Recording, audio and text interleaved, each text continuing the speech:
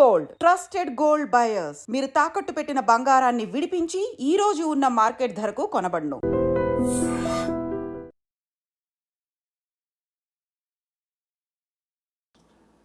ఎప్పుడైనా బీటెక్లో ఉన్నప్పుడు ఎవరైనా ప్రపోజ్ చేయడాలు కానీ సో మీరు వాళ్ళకి దమ్కి ఇయ్యడాలు కానీ బేసిక్గా నేను మీ అంత కలర్ కాదండి, నల్ల పిల్లని నేను. ఎందుకండి అంత అంటారు? Skin tone girl. ఈ అమ్మాయికి కూడా పడతారా చల్లే, నేనే ఒక నల్ల పిల్లని, నాకెవరు పడతారులే అని అనుకునేదాన్ని. కానీ చాలా వరకు సీనియర్స్ సెకండ్ ఇయర్ నుంచి ఫైనల్ ఇయర్ వరకు అందరూ నాకు ప్రపోజ్ చేస్తే ఈ నల్ల పిల్లని కూడా ప్రపోజ్ చేస్తారు. సార్ ఎందుకు సీనియర్ సార్, నాకెవరు పడతారండి అని ఇంత చాలా వర్స్ట్గా మాట్లాడేదాన్ని. ఫైనల్ ఇయర్లో తెలిసింది, అరే లేదు లేదు మనకు కూడా ఫాలోయింగ్ ఉంది, ఉండాలి అని చెప్పి అనుకున్నా. సరే వాళ్ళతో మాట్లాడదాం అనేటప్పటికి ఫైనల్ ఇయర్ కంప్లీట్ అయిపోయింది. So sad. యా ఏంటంటే మీరు ఆ రియలైజ్ అవ్వడం కోసం 4 years తీసుకున్నారు.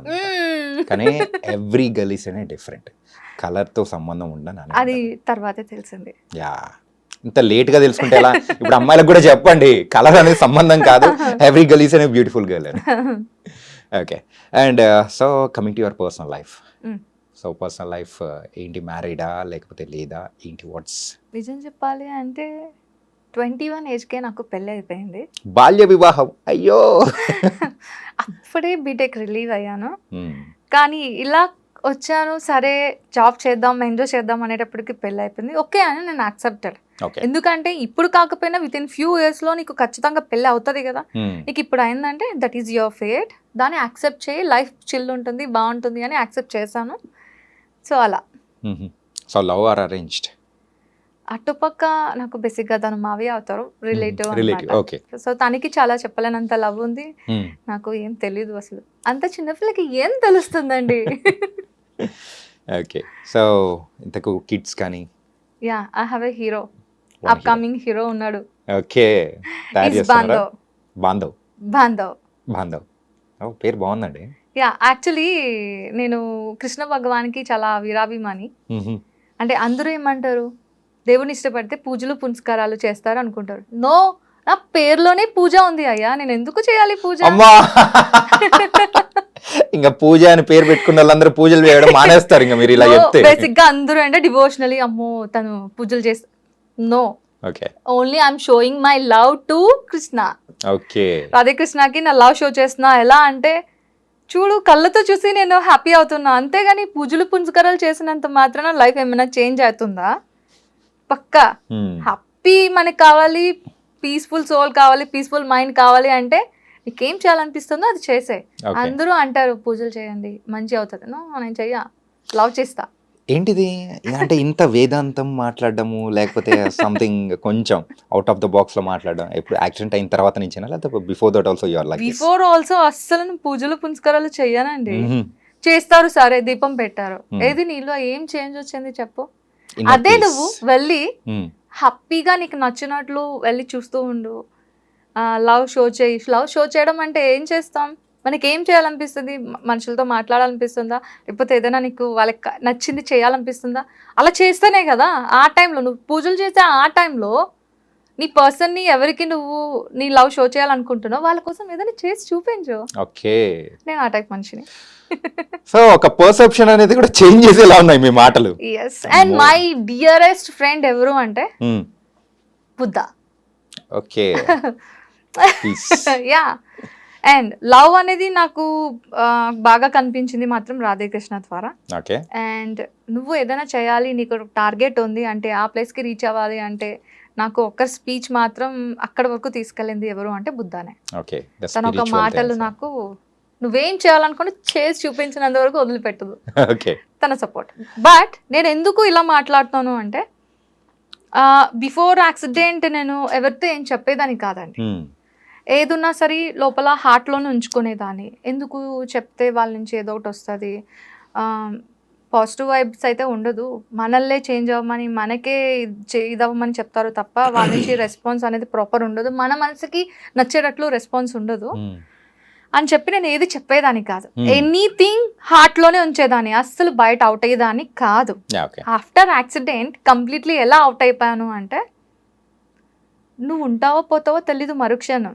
ఇప్పుడు ఇలా ఇంత చక్కగా మాట్లాడుతున్నా, హార్ట్ అటాక్తో పోవచ్చు, మన చేతిలో లేదు. సో ఎందుకు నువ్వు థింక్ చేసుకోవడం ఇలా అవుతుంది అలా అవుతుంది అని? నీకు ఇప్పుడు ఏం చేయాలనిపిస్తుంది? మాట్లాడాలనిపిస్తుందా? మాట్లాడు. లవ్ చేయాలనిపిస్తుందా? చేసే. చెప్పాలనిపిస్తుందా? చెప్పే. అంత ఓపెన్ అప్ అయిపోయాను అనమాట. ఓకే, సో ఆఫ్టర్ ఎఫెక్ట్స్ అనేది ఇలా ఉన్నాయన్నమాట. Exactly. Okay, so it's an good things also. So అంతే కదా, మనుషులు మన రిలేటివ్స్ ఉంటారు కదా, మన ఫ్రెండ్స్, మన రిలేటివ్స్. ఏం లేదు, ఇప్పుడు మీకు సరదాగా ఇది అందరికీ అనిపిస్తుంది, నేను అంటున్నా, తాగాలనిపిస్తుందా? అనిపించదా? టచ్ లేని వాళ్ళకి. ఎస్, నాకు తాగాలనిపిస్తుంది, తాగుతున్నాను కదా. సో ఏదో ఒకటి నీకు తాగాలనిపిస్తుంది, కానీ అది తాగకూడదు. నీకు తాగాలనిపిస్తుంది, ఇట్స్ లైక్ అదొక ఫీలే తప్ప కంప్లీట్గా నువ్వు తాగుతూ జీతాంతం కూర్చోవు కదా. లేదు. కానీ మనం మన ఫ్రెండ్స్ కానీ, రిలేటివ్స్ కానీ, ఫ్యామిలీస్ కానీ ఏమంటారు, వద్దు, అది చేయకూడదు, తప్పు. వాయ్? మనకు తెలీదా? మనంత చిన్నపిల్లలం అయితే కాదు కదా. ఒక స్టేజ్ అయితే మనకు వచ్చింది కదా. వన్స్ నీకు ఎక్స్పీరియన్స్ అయితేనే దట్స్ గుడ్ ఆర్ బ్యాడ్ అనేది తెలుస్తుంది. I want experience, don't tell. నాకు చెప్పొద్దు, నాకు కావాలి ఎక్స్పీరియన్స్. వన్స్ మనం ఫేస్ చేస్తానే కదా నువ్వు లైఫ్ లాంగ్ నీకు అది ఉండిపోతుంది. ఇంకోసారి చేయమన్నా చెయ్యో. ఓకే, అంతే కదా. అంతేగాని ఇలా చెప్పి బంధిస్తే నేను అది తట్టుకోలేను. అంటే చెయ్యొద్దు అని అంటే పర్టికులర్ గా అదే మనం చేసే మెంటాలిటీ అనేది కూడా ఉంటుంది. కోర్స్ మైండ్ సెట్ అందరి దాని మీదకి వెళ్ళిపోతుంది కూడా. వద్దు అనుకున్నా కూడా వెళ్ళిపోతుంది. ఎందుకు అలా? హ్యాపీగా ఏం చేయాలనిపిస్తుందో చెయ్యండి. కానీ ఒకటి మాత్రం నేను చెప్తా, ఏది మంచిది కాదు, ఏది మంచిది అనేది ఒకసారి ఎక్స్పీరియన్స్ చేసి దాన్ని అబ్జర్వ్ చేసి డూ ఇట్ హ్యాపీగా. మీకు నచ్చినట్లు చేయండి. చాలా మంది సిగరెట్స్ తీస్తారు, దాని మీద రాసి ఉంటది అని ఎవడు కాల్చడం మానేస్తున్నాడు. ఇంకా మందు ఉంటది, దాని మీద తాగితే ఇలా సంథింగ్ మద్యపానం, దేనికి ఏదో అంట తెలుగులో ఉంది, ఇలా రాస్తారు. తాగడం మానేస్తున్నారా? అది తాగుతున్నారు. అలాగే నేనేమంటున్నా, ఇది చేయండి అది చేయండి అనట్లేదు. మీకు ఏం చేయాలనిపిస్తుంది చేయండి, ఎక్స్పీరియన్స్ అవ్వండి. అయిన తర్వాత మీకే తెలిసిపోతుంది, ఇంకెవరితో చెప్పించుకోవసరం లేదు. ఓకే, నేనైతే అదే చేస్తున్నా. అంటే మూవీస్ అనేటప్పటికీ యూజువల్గా ఈ బ్యాక్గ్రౌండ్ లేని వాళ్ళకి ఖచ్చితంగా ఒక పర్సెప్షన్ అనేది కూడా ఉంటుంది. అంటే అమ్మాయిలు కానీ వెళ్ళకూడదు, సో అక్కడ ఏదో సంథింగ్ అంటే కొన్ని జరుగుతూ ఉంటాయి, సో కమిట్మెంట్ అని, లేకపోతే అమ్మాయిలు ఇబ్బందులు పడుతున్నారని, ఇలాంటివన్నీ చాలా వింటూ ఉంటారు. సో ఫస్ట్ నువ్వు ఇటు సైడ్ వస్తా అన్నప్పుడు coming to your family wise కానీ వాళ్ళు అన్న సందర్భం అంటే వద్దు అన్నారా, లేకపోతే వాట్ దే సెడ్? మమ్మీ డాడీకి లిటిల్ బిట్ కూడా ఇంట్రెస్ట్ లేదు. కానీ మదర్స్ ఎలాంటి వాళ్ళంటే, పిల్లలకి ఎలా చేస్తే హ్యాపీగా ఉంటుందో అదే మనం కూడా చేద్దాం, వాళ్ళకి సపోర్ట్ చేద్దామని మదర్స్ అలా ఆలోచిస్తారు. అఫ్ కోర్స్ మమ్మీకి డాడీకి ఇంత బిట్ కూడా ఇష్టం లేదు. కానీ మదర్ ఏంటి అంటే, నా కూతురు గురించి నాకు తెలుసు కదా, దానికి ఏది ఇష్టమో దాన్ని మనం సపోర్ట్ చేద్దామని మదర్ సపోర్ట్ చేశారు. నిజం చెప్పాలి అంటే ఆఫ్టర్ మ్యారేజ్ నా హస్బెండ్ సపోర్ట్తోనే నేను ఇంతవరకు రాగలిగాను. వై? బికాస్ తనకి తెలుసు నేనేంటి, ఎంతవరకు మూవ్ అవుతాం, ఎంతవరకు మూవ్ అవ్వం, వాట్స్ అవర్ నెససరీ, మన నెససరీ ఏంటి, మన నీడ్స్ ఏంటి. ఇప్పుడు నాకు చాలా నీడ్ ఉందండి, ₹1,00,00,000 కావాలి, ₹1,00,00,000 కావాలి కదా అని చెప్పి ఎవడు ₹1,00,00,000 ఇస్తాడో ఆ పని చేసే టైప్ కాదు నేను. ఆ ₹1,00,00,000కి నీ జీవితాంతం నేను కష్టపడతా, ఎంత వర్క్ ఉన్నా హార్డ్ వర్క్ చేస్తా. అంతేగాని ఇప్పుడు వచ్చేస్తుంది కదా, ఆ పని చేస్తే వచ్చేస్తుంది కదా అంటే నేను అలా చేసే మనిషిని కాదు. ఐ వాంట్, నేను స్ట్రగుల్ అవ్వాలి, పెయిన్ తీసుకోవాలి, హార్డ్ వర్క్ చేస్తే కానీ నాకు ఆ ఫీల్ రాదు. అప్పుడు వచ్చిన అమౌంట్ ఎలా అనిపిస్తుంది అంటే, యూజ్ చేసినప్పుడు చాలా హ్యాపీ ఫీల్ ఉంటుంది, చాలా. ఎందుకంటే నేను కష్టపడ్డా డబ్బు అది అని చెప్పుకోవడానికి బాగుంటుంది. ఇలాంటిది ఏమన్నా ఇబ్బందులు ఏమన్నా ఇండస్ట్రీలో ఇన్ని ప్రాజెక్ట్స్ చేస్తున్న టైంలో ఎప్పుడైనా ఫేస్ చేశారా? బేసికలీ మాటల వరకు అయితే మాత్రం కొందరు వచ్చారు. కానీ నేను ఒకటైతే చెప్తానండి, ఎవరైతే ఇలాంటివి అడుగుతున్నారో, ఇలాంటివి జరుగుతున్నాయో, వాళ్ళు not a real directors, not a real industry.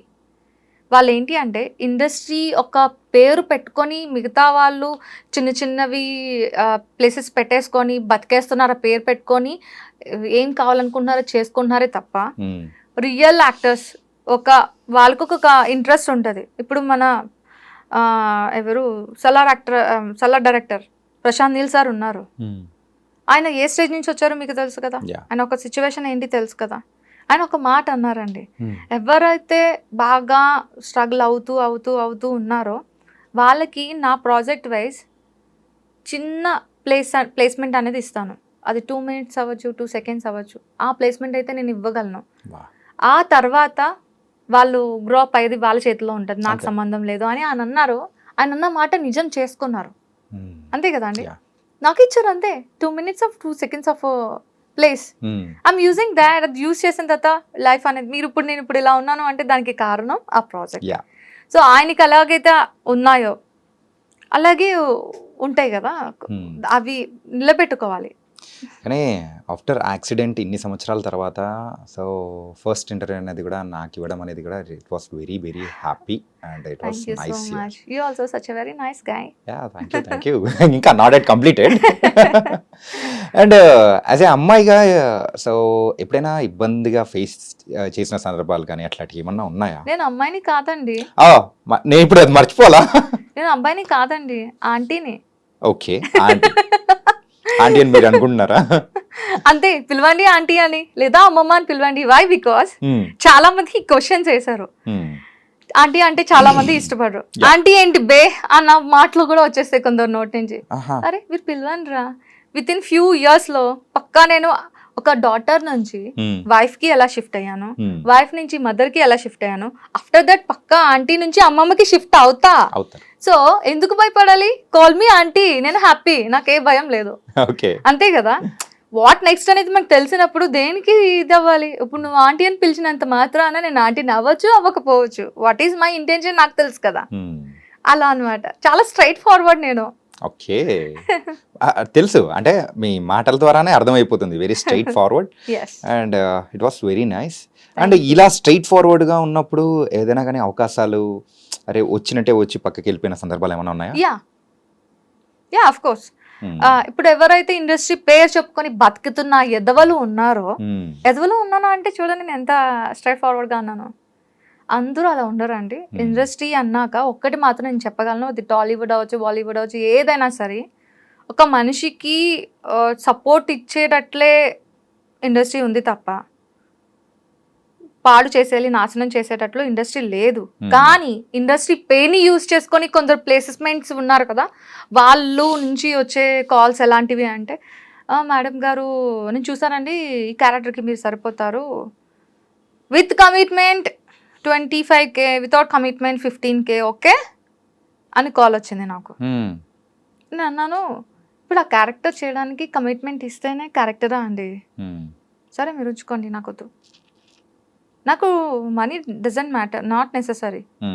I want fame, I want character, అంతే కదా. మనం చేసామంటే ఒకరికి ఇన్స్పైర్ అయినా అవ్వాలి, లేదా మనకి నచ్చిందైనా అయి ఉండాలి తప్ప వారికి యూజ్ అయ్యేలాగేంటి. అఫ్ కోర్స్ నేను పడుకోను అనట్లే, వాడేస్తున్నాను అంటే అర్థం చేసుకోండి. మనకి అంటూ ఒకరిని రాసే ఉంచుతారు, లేదా నీకు ఒక లవర్ ఉండొచ్చు, లేదా నీ పార్ట్నర్ ఉండొచ్చు, వాళ్ళతోనే నువ్వు లైఫ్ని స్పెండ్ చేయొచ్చు. కానీ అందరితో అలా చేయలేం కదా. నేనైతే ఆ టైప్ కాదు, నేను చాలా స్ట్రైట్ ఫార్వర్డ్. ఎవరు ఏమనుకున్నా నాకు అనవసరం, ఇక్కడ ఏముంది అది చెప్పేస్తా. అదే ఫిల్టర్ లేదు కదా లేదు. యాక్సిడెంట్ తర్వాత ఆ ఫిల్టర్ అనేది ఎక్కడ కలిసిపోయింది. ఎస్. ఓకే. కానీ ఇట్లా స్ట్రైట్ ఫార్వర్డ్గా ఒక అమ్మాయి ఉండడం అనేది కూడా చాలా మందికి కూడా మంచి ఇన్స్పిరేషన్, మెయిన్గా ఈ ఫీల్డ్లో. సో ఇలా ఉంటే సో పర్ఫెక్ట్ అవకాశాలు ఖచ్చితంగా వస్తాయి. టాలెంట్ ఉందంటే పక్కా ఒకటి వస్తాయి. మీరు అన్నారు కదా ఇప్పుడు ఈ మాట, ఒక అమ్మాయిల కోసం చెప్తున్నారు కదా, ఒకటైతే నేను చెప్పగలను, you have a skills, you have a talent, నువ్వు దేనికి ఆలోచించద్దు, జస్ట్ ఒక్క స్టెప్ ముందుకేయండి. మీరు ఏది అనుకుంటున్నారో అది చేయడం జరుగుతుంది. దేనికి భయపడే అవసరమే లేదు. కొందరు కొన్ని మాటలు అంటారు, కొందరికి కొన్ని నెససరీస్ ఉంటాయి, అవి కామన్, తప్పేంటి. ఇప్పుడు వాళ్ళకి ఒక నెససరీ ఉంటుంది, వీళ్ళకి ఒక నెససరీ ఉంటుంది. ఇఫ్ నీకు ఇంట్రెస్ట్ ఉంది ఫాలో, ఇంట్రెస్ట్ లేదు చూడదు, అంతే కదా. అండ్ ఇందాక మనీ గురించి మాట్లాడారు కదా. Yeah. So coming to your financial wise, how settled you are? No, I'm completely zero. Okay. After accident నేను ఒక 5 to 6, 8 అని చెప్పలేను, కానీ ల్యాక్స్ నాకు ఉంది, బ్యాక్ ఉంది, నేను ఫుల్ఫిల్ చేయాలి మొత్తం. అవి ఇస్తే కానీ నా అప్పు అనేది క్లియర్ అవ్వదు. ఓకే. ఆ అప్పుని క్లియర్ చేసుకోవడానికి మళ్ళీ ఇండస్ట్రీకి వచ్చాను. ప్లీజ్ దయచేసి నన్ను అమ్మమ్మ క్యారెక్టర్ని, అడుక్కున్న క్యారెక్టర్ని ఇవ్వండి, చేసి బతికేస్తాను. ఆ డబ్బులతోని నా ఫైనాన్షియల్ని క్లియర్ చేసుకుంటా. అంటే ఇప్పుడు ఒక చిన్నది అడగనా? సో యాక్సిడెంట్ టైంలో అప్రాక్సిమేట్గా ఎంత ఖర్చు ఉంటుంది? 10 lakhs దాకా. అప్రాక్సిమేట్లీ 10 lakhs దాకా. Okay. Now you are in debts. So ఇప్పుడు ఆ డెబ్ట్స్ అనేది కూడా మొత్తం క్లియర్ చేసే సందర్భంలో ఉన్నారనమాట. ఎస్. ఓకే. నాకు ఇప్పుడు చెప్పాలనేంత ఎనర్జీ ఉంది. ప్లీజ్ నన్ను వర్క్ చేయనివ్వండి, మీ అందరూ సపోర్ట్ చేయండి. అందరికీ ఒకటే మాట, ఆమె బెగ్గర్. ఎస్, నేను ఒప్పుకుంటా, నేను బెగ్గర్నే. ఎందుకు బెగ్గర్ని అంటున్నాను అంటే, బయట అడుక్కున్న వాళ్ళకి మీరు ₹2 ఇస్తారు కదా, నేను అలాంటి అడుక్కున్న మనిషిని కాదు, మీ అందరినీ వర్క్ అడుక్కుంటున్నా. ఆమె వెరీ గుడ్ బెగ్గర్ని. ప్లీజ్ మీరు వర్క్ ఇవ్వండి, ఈ బెగ్గర్కి హెల్ప్ చేయండి. సో ఇలా అనడం అనేది కూడా కరెక్ట్ కాదని నేను అనుకుంటున్నాను really. So it was not అనే correct word for that. Yes, మరి ఇంకా యు ఆర్ ఆప్షన్ ఆర్టిస్ట్. లేదు. No you are proven that one. Already ఒక క్యారెక్టర్స్ అనేది చేసుకుంటూ మెల్లమెల్లగా వెళ్తూ ఉన్నారు. ఏంటంటే కనిపించింది మీరు అంత పెద్ద మూవీలో, సలార్ మూవీలో 2 minutes అయినా కానీ దాని ఇంపాక్ట్ అనేది. అవును. సో తర్వాత కూడా ఎన్ని దానిలలో చూస్తున్నాము, ఎన్ని మీమ్స్ కానీ ఆ ట్రోలింగ్ దానిలలో కానీ చాలా చూస్తూ ఉన్నాము. అవును. సో ఆ ఇచ్చిన క్యారెక్టర్ ఇంత నడివి తక్కువ ఉన్నా కానీ you prove and that one.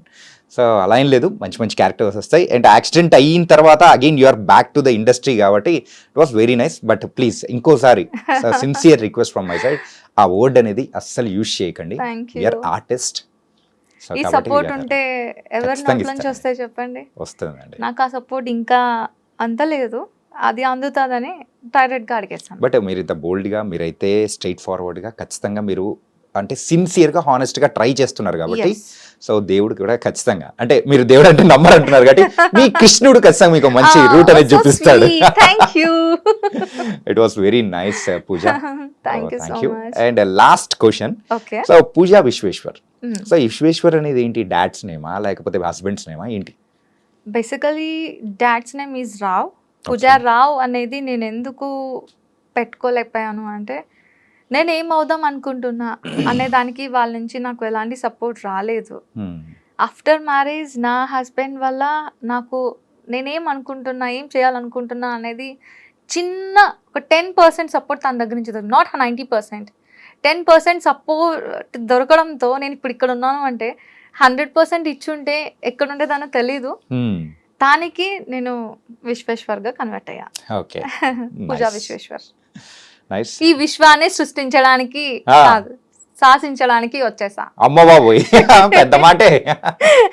So present మరో జన్మ ఎత్తాను కదా, ఇది నాకు రియలీ సెకండ్ లైఫ్ కదా. యా. నిజంగా విశ్వాన్ని మొత్తం తిరిగి వచ్చేద్దామని చెప్పి వచ్చా రంగంలోకి. కానీ ఈసారి మాత్రం తెల్లవారుజామున స్కూటీ వేసుకొని వెళ్ళడాలు ఇట్లాంటివి మాత్రం చెయ్యకండి రియల్లీ. అండ్ ఆ హెల్మెటే మిమ్మల్ని మీ లైఫ్ ని కాపాడింది. So thank you and thank you for coming here and giving the interview. Thank you. And పునర్జన్మలో మీరైతే ఇంకా మంచి మంచి క్యారెక్టర్స్ అనేది కూడా చేయాలని కూడా కోరుకుంటున్నాను. Thank you so much for that.